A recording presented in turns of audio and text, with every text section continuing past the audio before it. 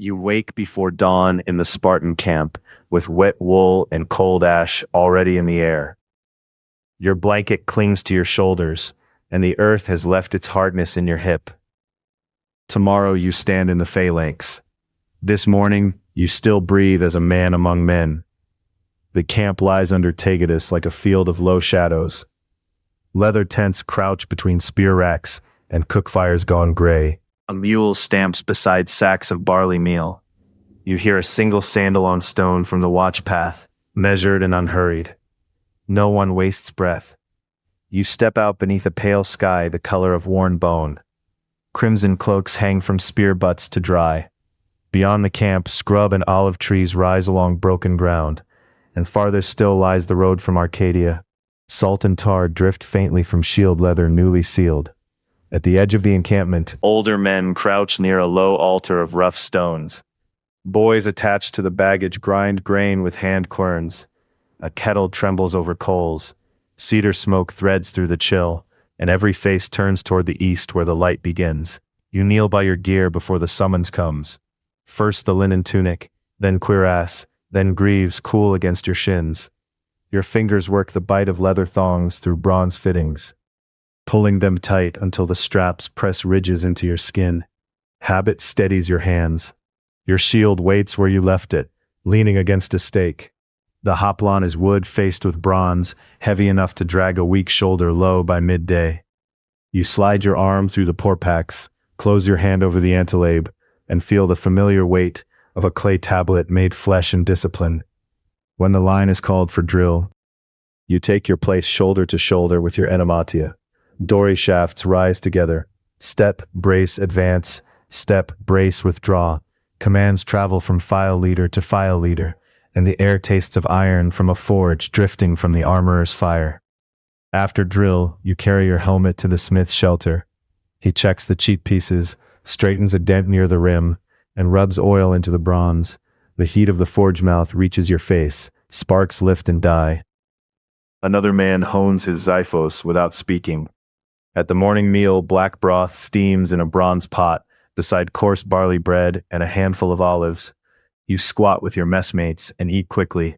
No one asks for more. The empty seat at supper tomorrow might belong to any man here, and each of you knows it. A herald from the pole march walks the rows with officers behind him. Inspections begin without ceremony. Cloaks are checked. Sandals are turned over. Spearheads are weighed in the hand. The master's eye lives in every pause, every glance that lingers too long on a frayed strap or soft posture. By midday, the seer leads a dote to the altar. Its hooves skitter on packed ground. Its breath clouds the air. You watch the knife open the throat. The blood, dark on stone, and all speech thins. What matters now is the omen on the entrails. Men trained from boyhood still swallow hard. The seer studies liver and lobe in silence. Flies gather where the steam rises. Even the men who boast at drill keep still, staring at his hands. The priest's silence presses harder than any shouted rebuke. Until he speaks, the whole camp waits between one breath and the next. At last the word comes. The signs permit battle, but not carelessness. Relief runs through the ranks in small movements only. Then a rider arrives dusty from the road, horse flecked at the chest. He leans from the saddle to speak with the officers, and every nearby hand stops working. The message passes quickly down the files. The enemy has shifted ground, and now holds a low ridge near the dry stream bed. You are to march before first light, form by Mora, and take position on the right. Men rise at once. Routine breaks like a jar dropped on stone. Armor is lifted again.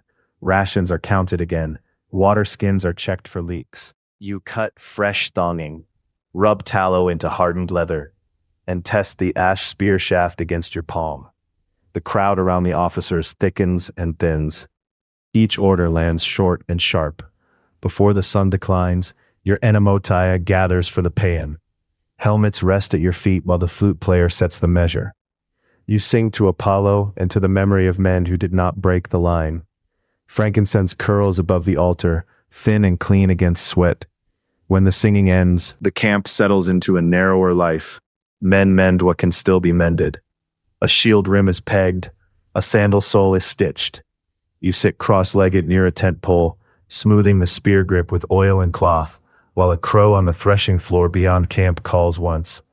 Later you walk to the water jars with another man from your mess. Neither of you speaks much. Dust sticks to your calves.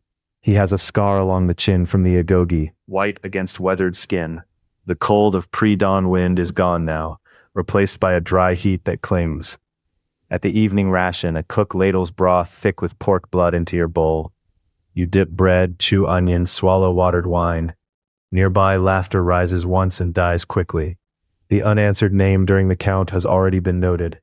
One scout has not returned from the ridge road. You carry your shield to the whetstone laid near a tent peg and polish the bronze boss with sand and oil. Your fingers darken. Copper hangs in the air from worked metal and old blood on neglected gear. You check your crest ties, then fold the cloak for sleeping. Twilight gathers in the spaces between tents.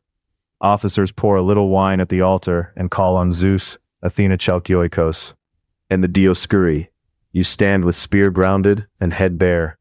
The priest's chant moves over the camp like steady water, and each man keeps his eyes lowered. After the prayer, you wash from a basin with water gone lukewarm from the day. Dust streaks off your forearms. Sweat salts the edge of your beard. Your tunic smells of dung fires from the mule line and the rank closeness of many bodies kept too near together on rough earth. Night meal ends with a scrap of goat, more bread, and figs passed hand to hand. A companion from Amyclae tightens the strap on your greaves and says your mother would strike him if he left them loose. For a moment your mouth softens. Then the fire settles back to coals. You lie down with your cloak under you and your shield close enough to touch in darkness. The stars stand cold over Taygetus.